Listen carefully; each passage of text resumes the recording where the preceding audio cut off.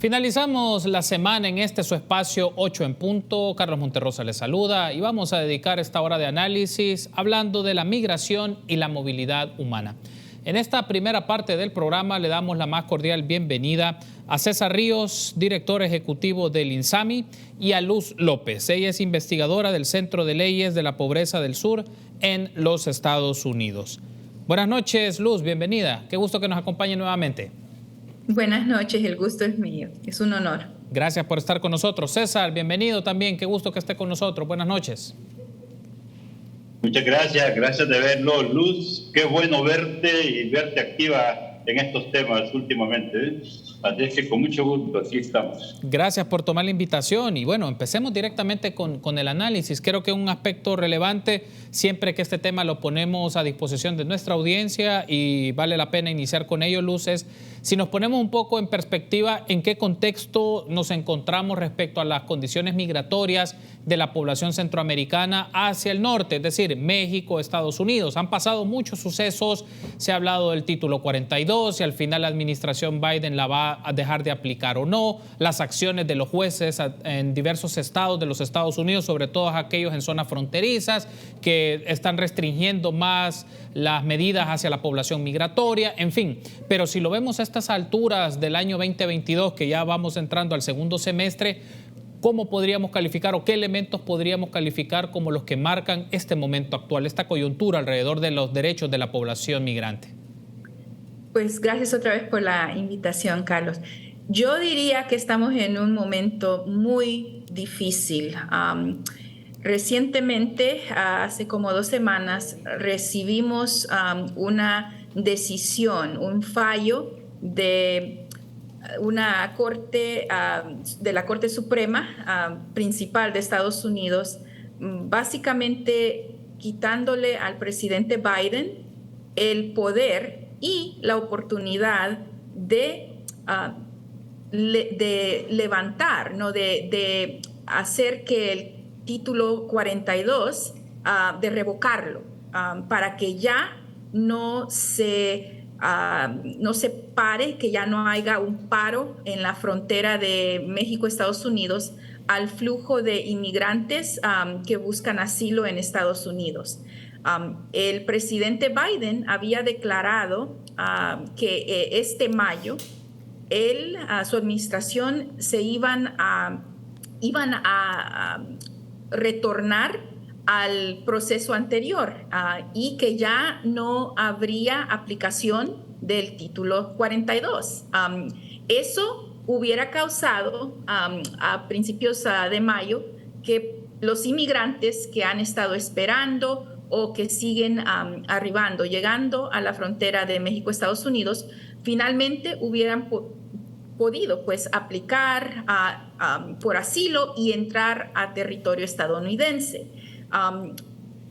Desafortunadamente, como mencioné, la Corte Suprema de Estados Unidos falló de que el presidente no tenía ese poder, de que todavía habían circunstancias muy graves a causa del COVID, de la pandemia, y pues básicamente hubo un paro a lo que se había propuesto en mayo, de que se iba a levantar ese obstáculo para las personas en la frontera de México-Estados Unidos, incluyendo los cientos de miles de centroamericanos que siguen llegando y que han estado esperando ya por muchos casos meses para poder lograr acceso a Estados Unidos. O sea que esa fue una decisión muy, muy dura contra los inmigrantes,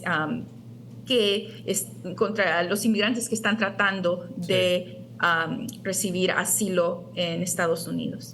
Bien, según el panorama que nos describe Luz, César, es una situación compleja, deja la impresión que todavía no hay medidas que trastoquen o que por lo menos traten de afrontar la gravedad de la crisis migratoria, que se denomina pues como una crisis humanitaria por los cientos de miles de personas que buscan llegar a Estados Unidos o asentarse en México y buscar otras alternativas. La pregunta aquí es, César, si es en materia de derechos humanos, ¿hemos visto alguna diferencia en las políticas de los países de tránsito y del país del destino? Es decir, Estados Unidos como país de destino o México ahora.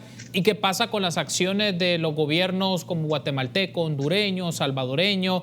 Pensando también en aquellos migrantes que vienen del sur y que tratan de utilizar esta ruta en Centroamérica. ¿Qué podemos decir? ¿Hay cambios, modificaciones en el esquema de derechos humanos, más reconocimiento, más reivindicación, o nos encontramos tal cual vienen las cosas desde el último año? Qué bueno, Carlos.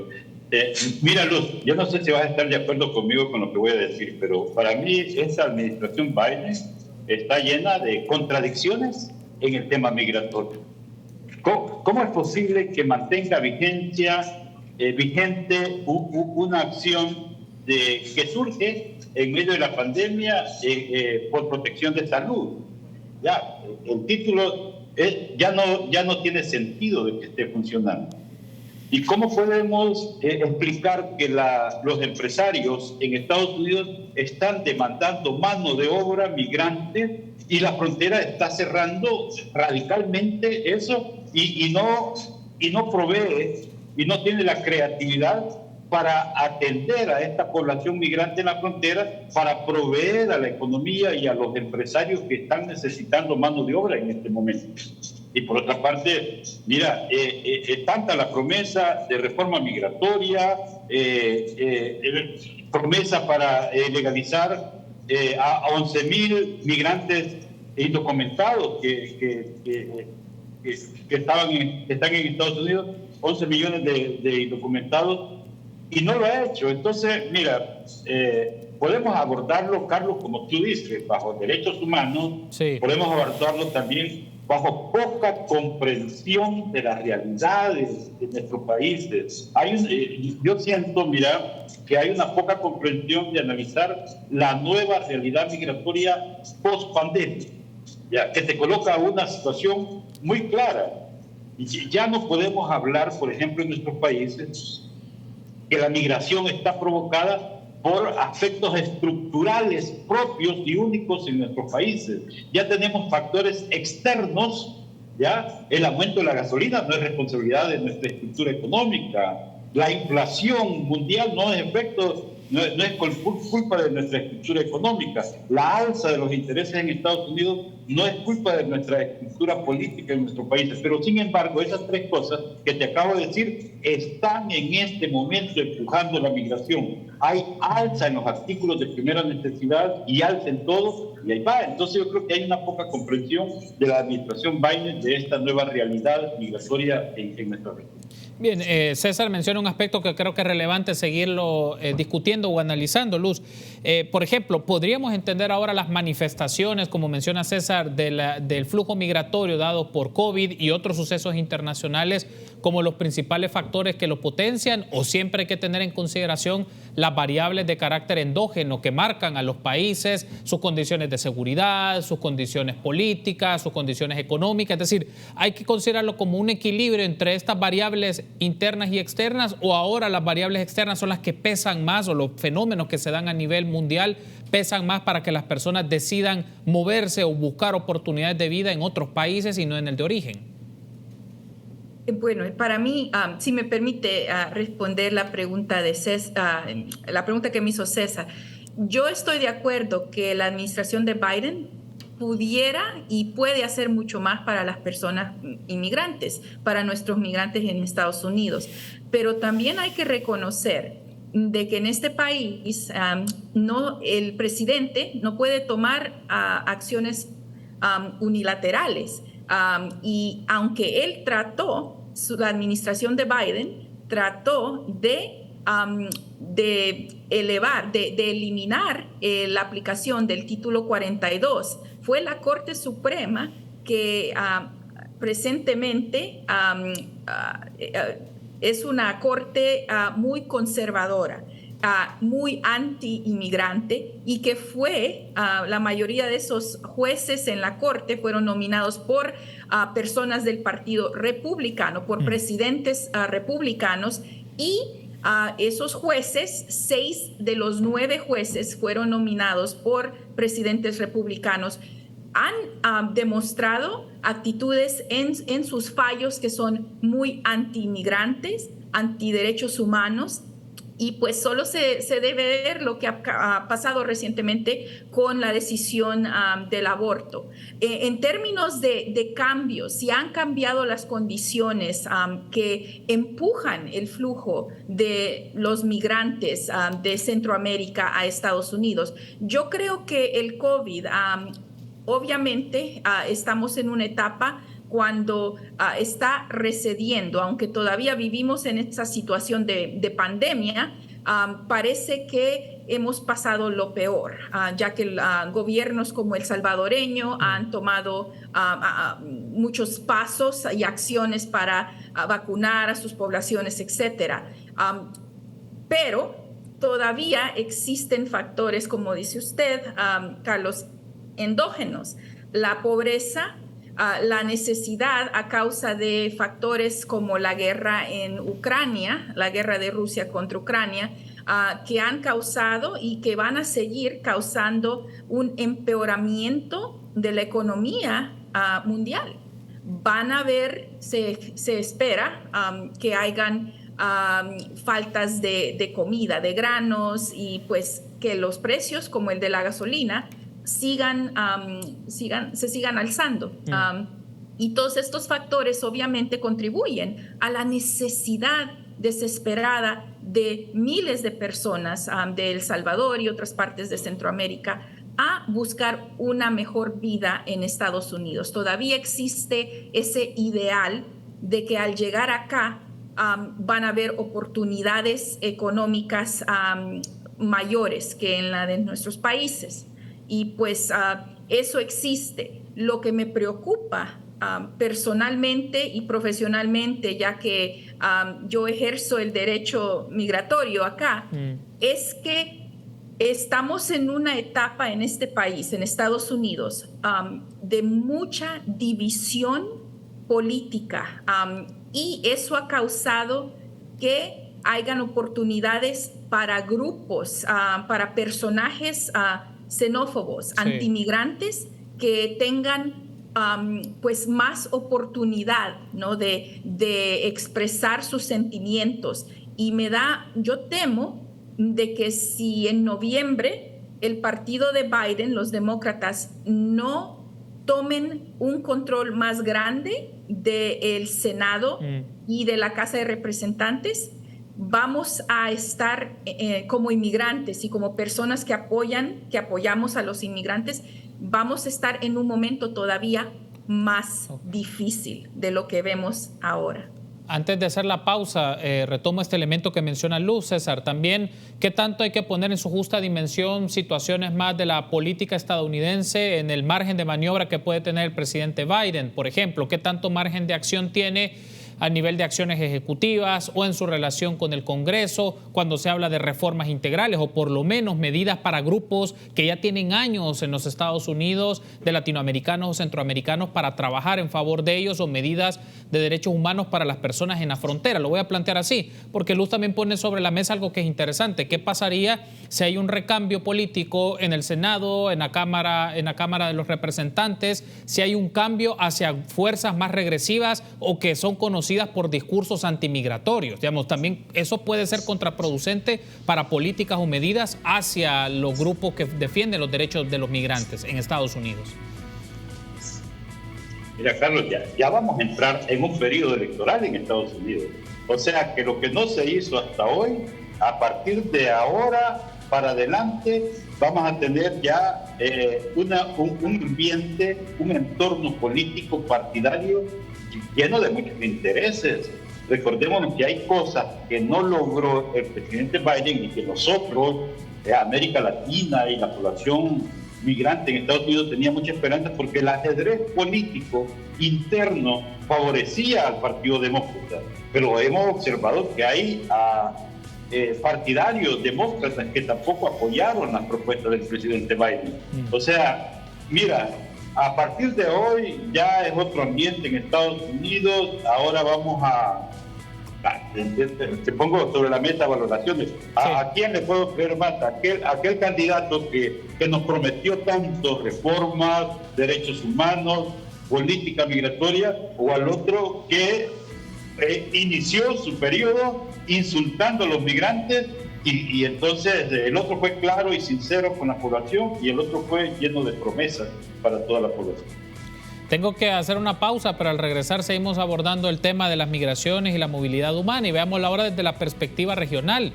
¿Qué hacen los países al respecto? Por ejemplo, ¿cómo pueden contener los flujos migratorios que son motivados por la desesperación, por la pobreza, por las afectaciones económicas, por la inseguridad, por las razones políticas de sus países? Hay que también hacer esta lectura y también hacer el equilibrio o el balance con las acciones que hacen países como Estados Unidos o México, o acciones que han dejado de hacer o que no son parte de su agenda alrededor de las políticas migratorias. Sobre eso vamos a hablar en el próximo segmento. Ya volvemos.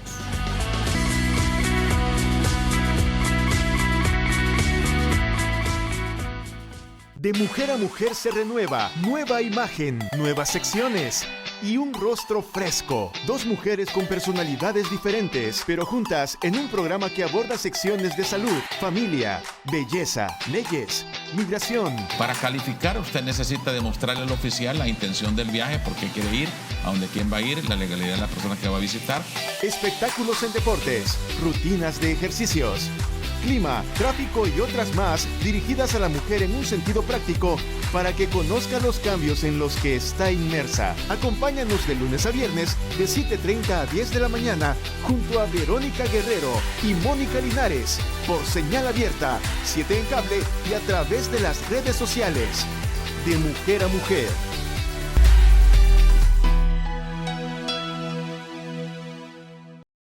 Así se siente.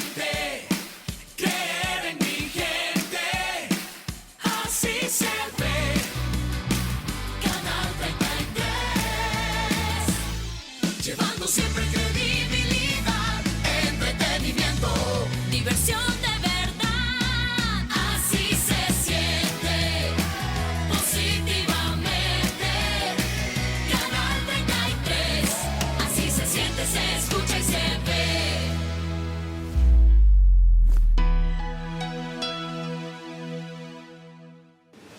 Cada día, una madre pierde a su hijo. Un padre no llegará a casa y un joven no se graduará con sus amigos. A diario mueren un promedio de 4 personas por accidentes de tránsito. En el 2021 se registraron más de 18,000 siniestros viales, en los cuales más de 1,300 personas resultaron fallecidas y más de 10,400 lesionados. El 57.58% de los conductores que perdieron la vida fueron motociclistas. De estos, solo el 49.68% tenían licencia para conducir. El mayor número de víctimas fallecidas se encuentra en el rango de edad de 21 a 30 años. La distracción del conductor es la primera causa de muerte en los accidentes de tránsito. No seas parte de las estadísticas. Maneja alerta y con precaución. Aplica tu inteligencia al volante y sé responsable. Un segundo puede cambiar tu vida.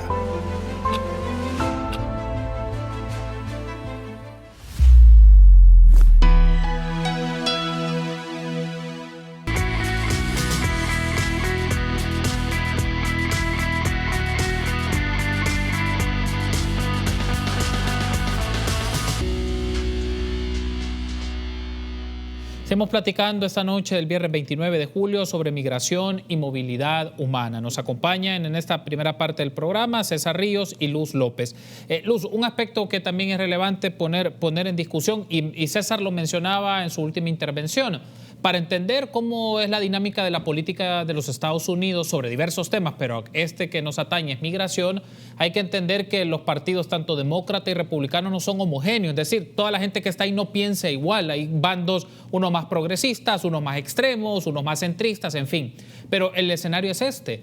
Hay actores, hay representantes, hombres y mujeres de la política estadounidense, siendo republicanos, o demócratas que pueden dar condiciones para pensar en propuestas de reformas migratorias más integrales, propuestas de reformas más inclusivas, o esto es solamente de la cancha demócrata, o esto solo en algunos grupos republicanos? Porque ciertamente podemos tener republicanos como Donald Trump, que sabemos su discurso y lo que ha hecho, o podemos tener demócratas con un discurso similar o por lo menos no tan en favor de los migrantes. Entonces, ¿cómo podemos hacer esa lectura de ver quiénes son los actores estratégicos que pueden propiciar o que tienen condiciones o una agenda favorable hacia las poblaciones migrantes?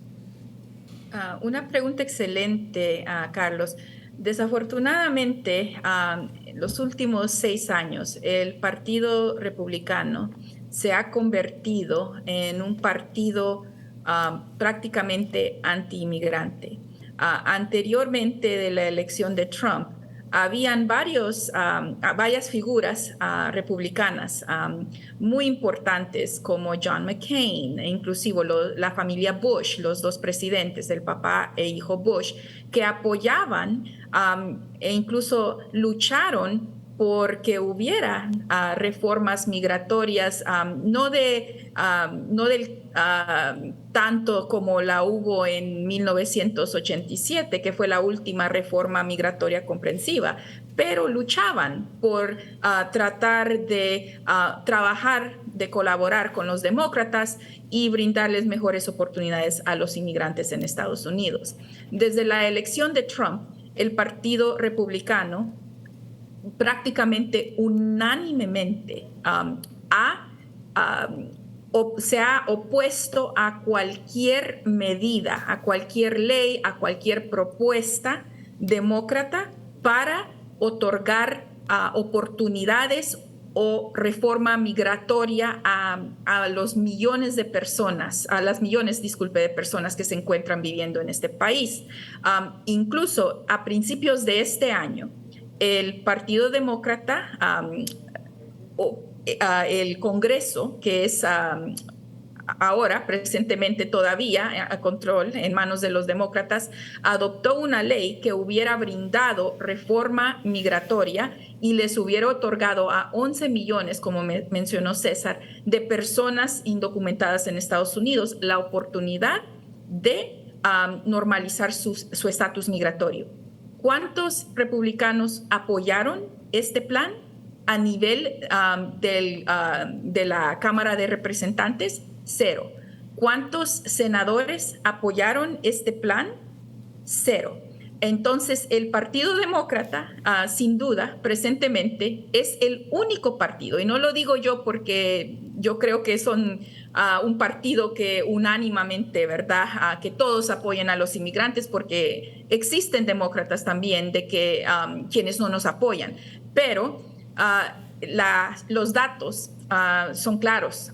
Si los demócratas quieren lograr ayudar a los inmigrantes, tienen que haber varias reformas, no solo una reforma migratoria comprensiva, pero también tienen que haber reformas a, por ejemplo, el proceso de obtener permisos de trabajo, visas, etcétera. Eso no se va a lograr con el Partido Republicano como existe ahora, desafortunadamente. Otra cosa, pues, también que hay que tomar en cuenta, hablando de la situación en Estados Unidos, para los compatriotas salvadoreños tepecianos, la fecha en la cual se expira el presente, la presente TPS, ¿verdad? El estatus protectivo temporal, es el 31 de diciembre del 2022. Y pues sí, las condiciones entre el gobierno estadounidense y el gobierno del presidente Bukele no mejoran. Si las relaciones no dejan de ser tan frías, pues también eso podría ser otro golpe muy fuerte a nuestros hermanos salvadoreños, sí.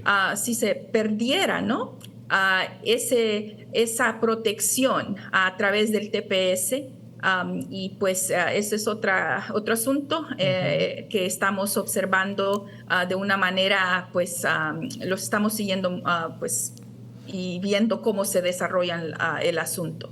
Muy bien. Un aspecto que ahora voy a introducir a la discusión, César, es esta lectura o este análisis también, si lo vemos desde esta perspectiva, puede ser político.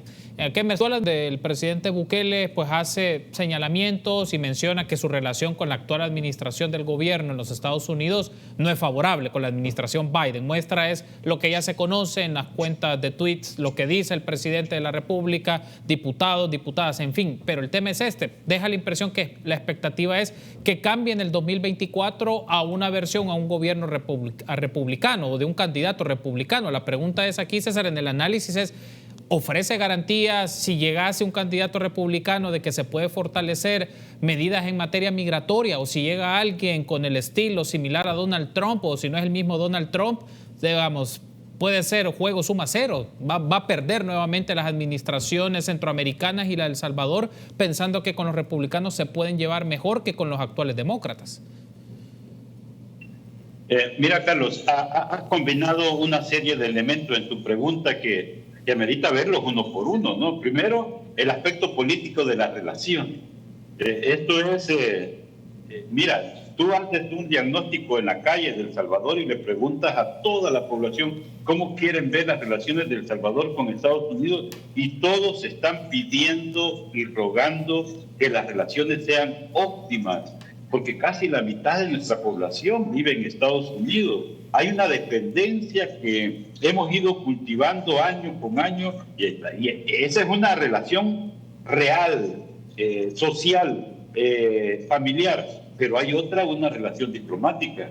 Las contradicciones que pueden surgir es en cuestión de, como dice el gobierno del presidente Bukele, es de respeto a nuestra realidad, ¿ya? De respeto a lo que podemos hacer y una propuesta. Yo me acuerdo, mira, yo estuve en las Naciones Unidas en la revisión que hacen el Pacto Global y la canciller de El Salvador lo que fue a decir es: lo único que queremos es que nos respeten a nosotros de abordar nuestra agenda migratoria.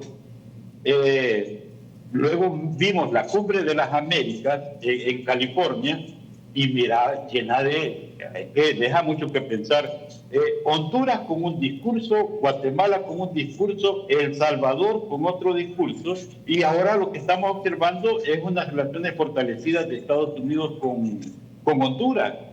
Entonces, ¿qué es lo que tendríamos que hacer para que las relaciones de nuestros países sean buenas con Estados Unidos? ¿Qué tanto tendríamos que ceder como países para que esas relaciones sean así? Porque si lo vemos en términos estadísticos, ya lo vemos en números porcentuales, El Salvador es el que se ha colocado en el cuarto lugar en el tema de dinámicas migratorias comparado con Guatemala, Honduras, México y El Salvador. O sea, ha ido cambiando. Entonces, hay efectividad de política de atención a la migración o las relaciones con Estados Unidos no son buenas y que eso va a determinar los programas de apoyo que podamos tener de Estados Unidos. Yo creo que la propuesta es hacer un esfuerzo de no politizar el tema, independientemente del que gane en Estados Unidos, sea republicano o demócrata. Hay que hacer un esfuerzo y hay que hacer propuesta de que el tema migratorio no tiene que verse de una manera política. Ahora mismo ejerce más presión los intereses económicos para el abordaje de la migración por toda la necesidad de mano de obra que hay en Estados Unidos. Muy bien, llevo en sintonía esta pregunta que le formulaba César para también escuchar a Luz sobre esto. ¿Qué implicaría para un gobierno como el salvadoreño pensar sus apuestas a un recambio en 2024? Es decir, que llegase un presidente o presidenta republicano o republicana, y eso qué garantías ofrece a fortalecer los vínculos políticos y que pueda mejorar en condiciones de política migratoria, porque lo que sabemos y es un hecho y los antecedentes es con la administración Trump tenemos los acuerdos de tercer país seguro, tenemos este tema de los calificativos dirigidos hacia los migrantes, digamos, eso está retratado. Entonces, ¿cuáles son los riesgos para la política salvadoreña tratar de vincularse o pensar que las expectativas se las puede dar favorables un gobierno republicano y no la actual administración de los demócratas? Yo estoy completamente de acuerdo con César. sería un grave error de que el gobierno salvadoreño se vincule con un partido político de Estados Unidos con la esperanza de que en el 2024, si hubiese cambio, de que tomaría de alguna manera una posición más fuerte para poder negociar mejores términos y pues tomar ventaja. Lo que le puedo decir es esto. Viviendo en Estados Unidos, oyendo lo que se dice todos los días de parte del Partido Republicano, yo creo que sería un grave error de pensar de que si retomara poder la presidencia, ya sea el mismo Trump u otra persona todavía peor, como el gobernador de Florida, DeSantis, el gobernador de Florida, DeSantis, yo creo que si se lo puede imaginar, todavía es más extremo en su política anti-inmigrante que el mismo Trump. O sea que sería es como una apuesta que solo se puede perder. Y es más, un país como El Salvador, el gobierno salvadoreño, el objetivo sería de servir a su gente, a nuestra gente, no de vincularnos con ningún partido estadounidense, sino que de tratar de velar por los derechos, por la seguridad, por el bienestar de los salvadoreños, ya allí en El Salvador o aquí en Estados Unidos. Y yo creo que la única manera que se puede hacer eso es si nuestros líderes en El Salvador se quitan la venda y pues reconocen de que los problemas que tiene nuestro pueblo van a seguir existiendo y que necesitamos colaborar y no tratar de pues meter nuestra nariz o dar nuestras opiniones acerca de lo que está pasando en este país, porque es muy complicada la situación, no es fácil. Y es más, yo recientemente escuché el discurso que dio el presidente Bukele después de que en el 2019 Donald Trump diera la prórroga del TPS. Entonces, lo que yo creo que tenemos que tomar en cuenta es que si nuestro gobierno salvadoreño continúa de la manera en que ha llevado, ¿verdad?, sus relaciones exteriores con Estados Unidos, se nos va a hacer bien difícil. Y el presidente Bukele enfatizó de que cualquier prórroga del TPS no solo afecta a los que viven en Estados Unidos, a los tepecianos salvadoreños, sino que a sus hijos y a sus familiares en El Salvador. Son millones de personas las que se benefician, ¿no?, de que El Salvador reciba TPS. Solo eso, el presidente Bukele, él lo reconoce. Entonces, es tiempo de pues extender la mano y tratar de asegurar para nuestros compatriotas de que haya una prórroga, una extensión al TPS que expira a fines de este año y de dejar de jugar política, ¿no? Sí. Con la política extranjera de otros países. Muy bien, tengo que hacer la última pausa, pero al regresar pues seguimos tratando estos temas con nuestros invitados y vamos a incorporar otras variables, cómo entender las manifestaciones de la movilidad humana en esta época, por una parte, pero también acciones que pueden hacerse desde el nivel local o a nivel entre países para fortalecer vínculos de cooperación en favor de las poblaciones migrantes. Eso al regresar. Ya volvemos.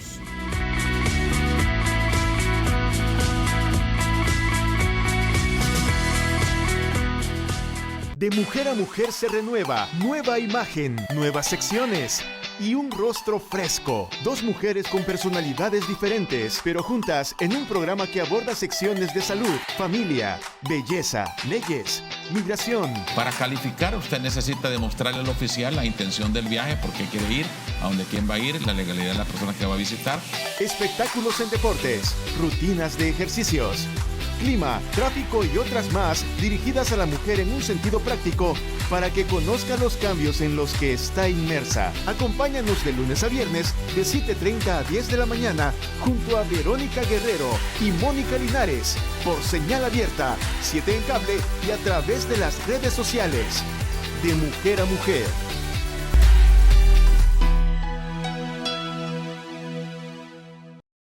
Así se siente creer en mi gente. Así se ve. Canal 33. Llevando siempre credibilidad, entretenimiento, diversión de verdad. Así se siente positivamente. Canal 33. Así se siente, se escucha y se ve.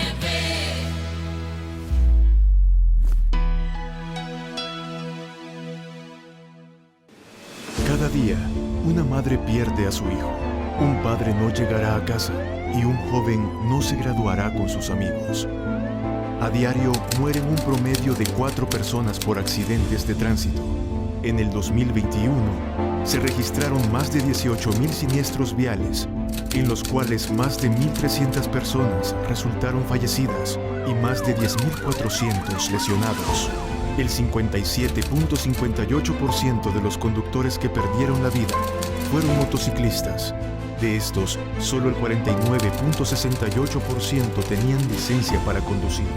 El mayor número de víctimas fallecidas se encuentra en el rango de edad de 21 a 30 años.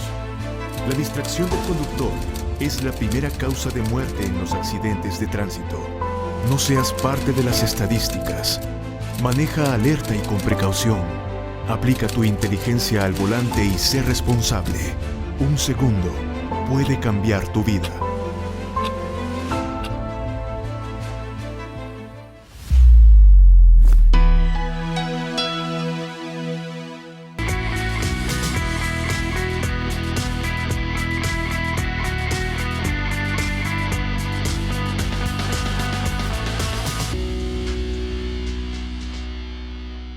Último segmento del programa.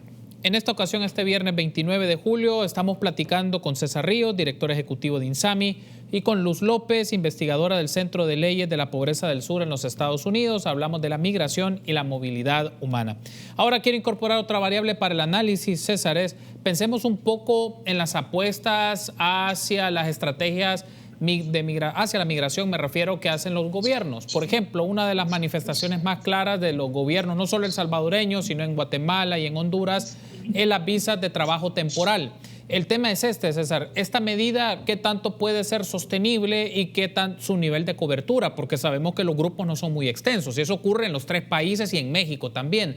Pero claro, suele ser vista como una de las apuestas principales de los gobiernos y qué tanto nos permite u ofrece esta alternativa de las visas temporales de trabajo como una manera para canalizar una migración de manera documentada a Estados Unidos, le permita a la gente desarrollar habilidades, empleo, ingresos y eso pueda fortalecer a sus familias en el país de origen.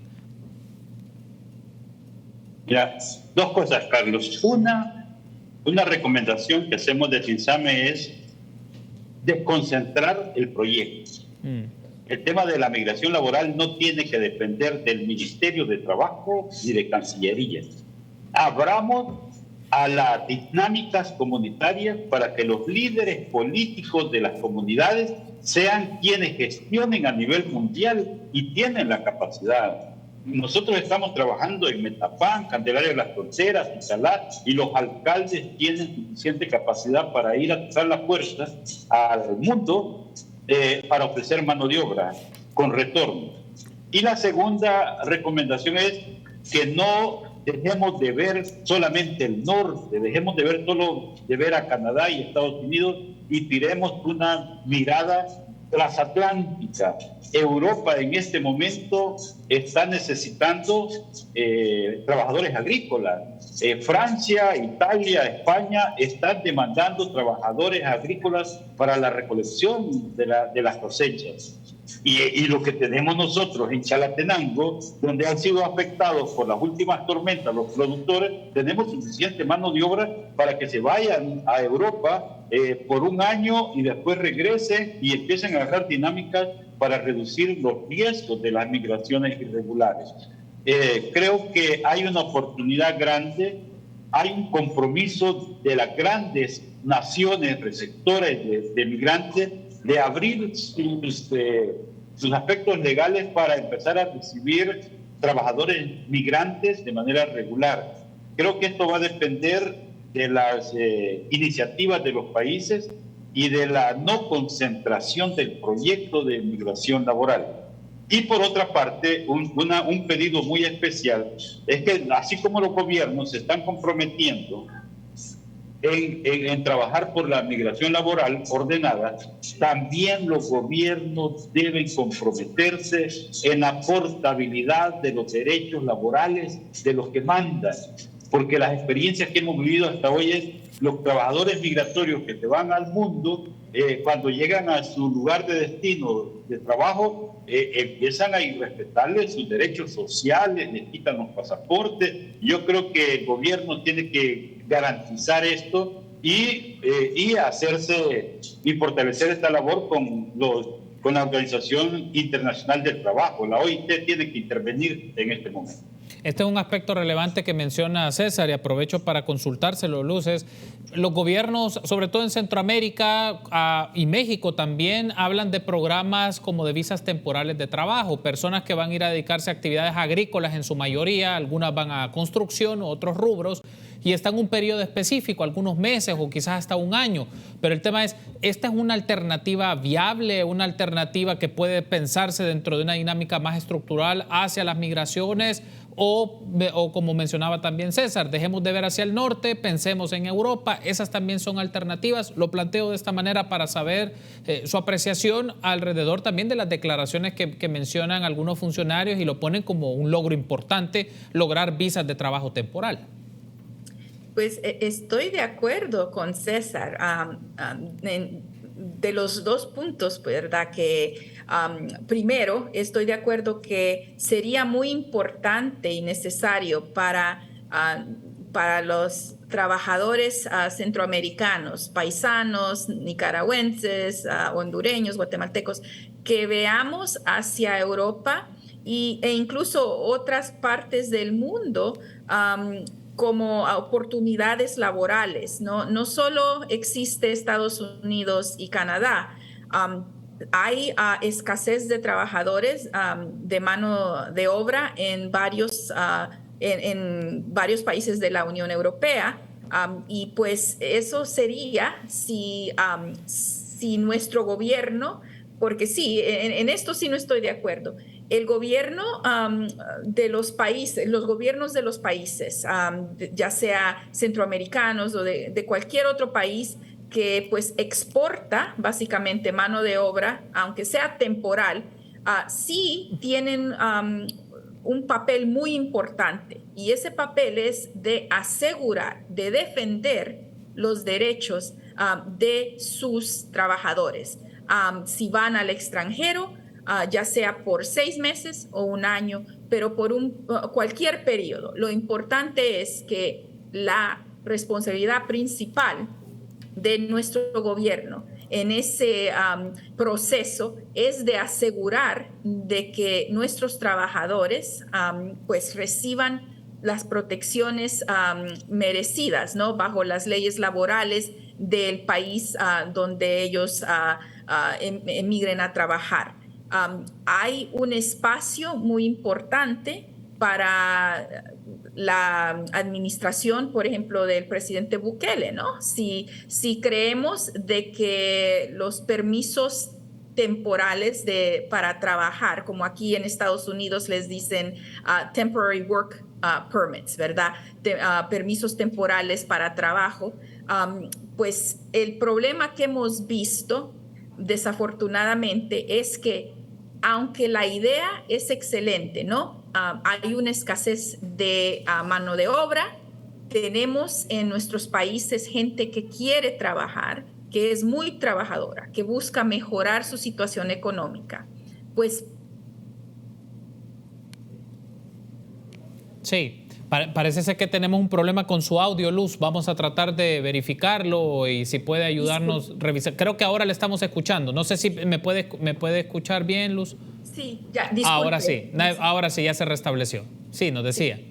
Sí, el punto que quería hacer, mi último punto es pues que, claro, la estructura y el proceso de otorgar permisos de trabajo en Estados Unidos pues es ya se llevan años, décadas en que se hace, pero los problemas que existen es que nuestros países centroamericanos específicamente, ¿no? e incluso México, los gobiernos no se han preocupado de exigirle a Estados Unidos que instituya, que implemente un proceso que sea justo, donde el trabajador pues reciba su pago, el pago que merece, que reciba protecciones laborales, que no se le abuse.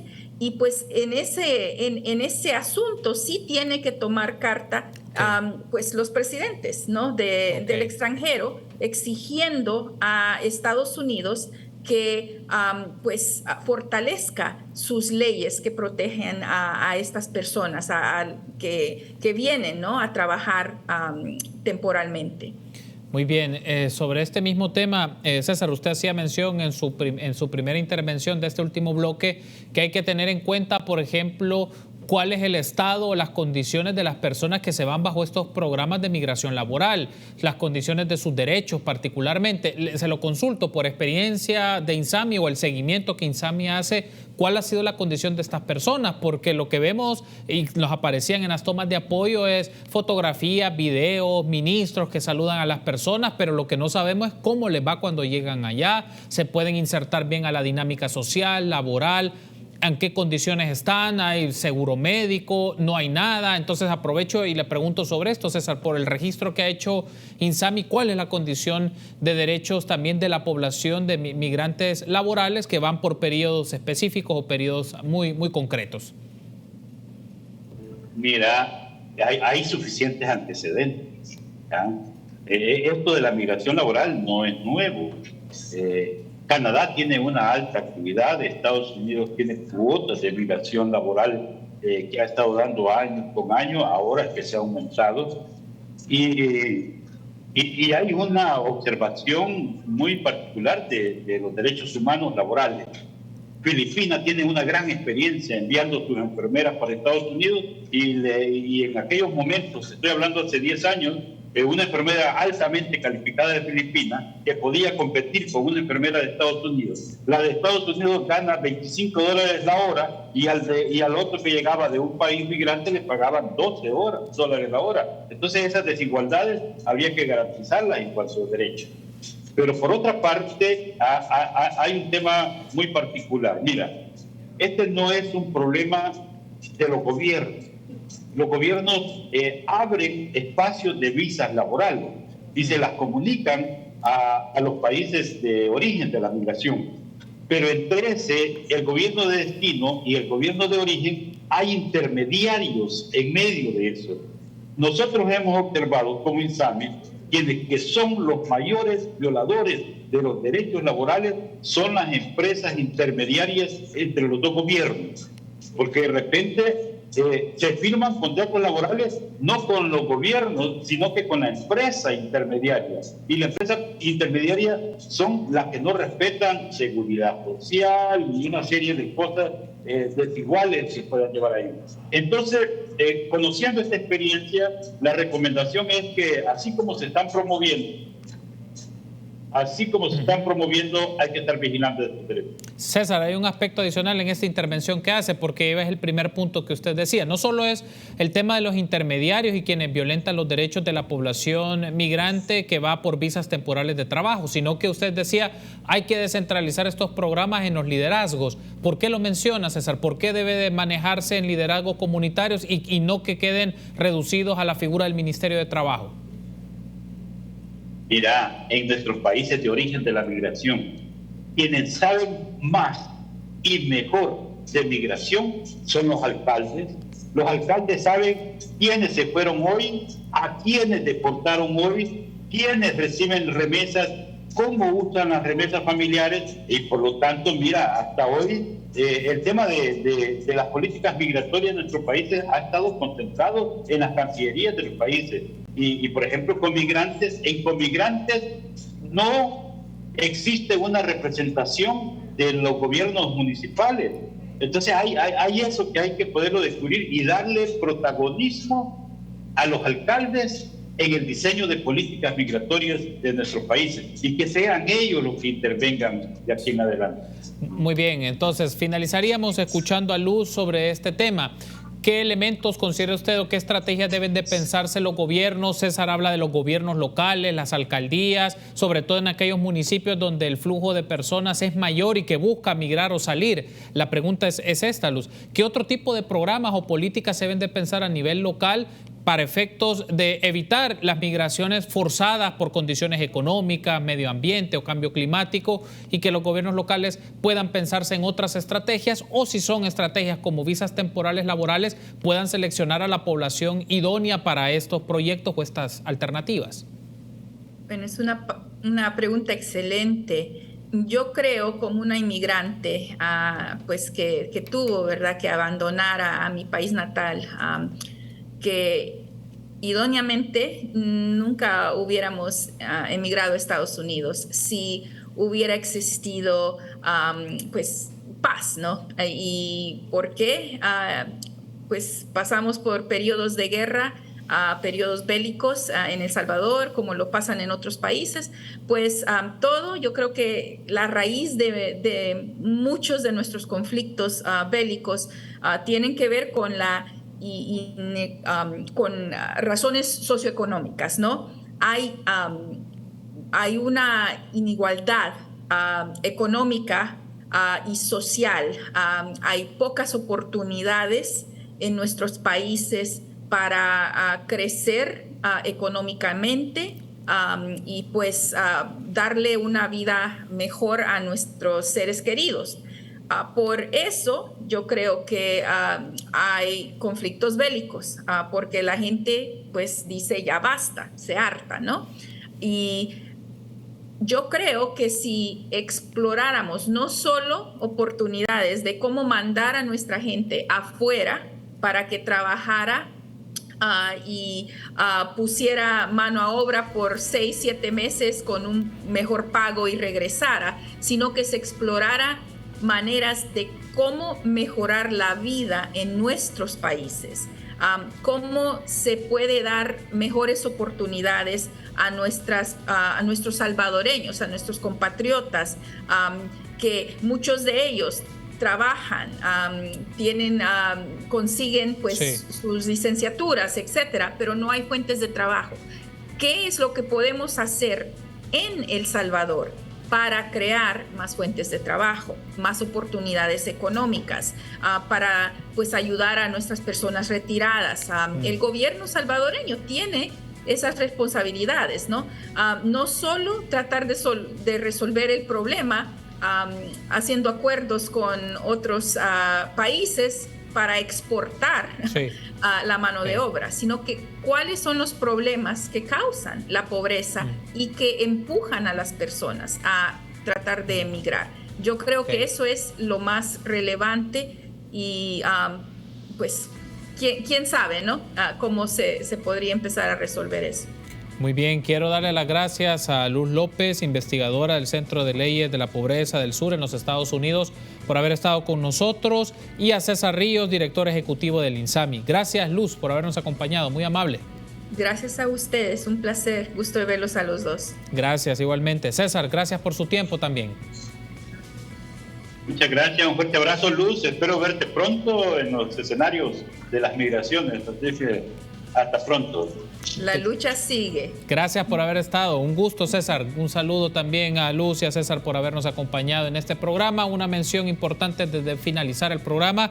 Iba a estar originalmente con nosotros Elsa Ramos en uno de los segmentos de la Cátedra de Migración de la Universidad Tecnológica, pero por situaciones de problemas técnicos no pudo acompañarnos. Bien, será este lunes. Buenas noches. Que esté muy bien.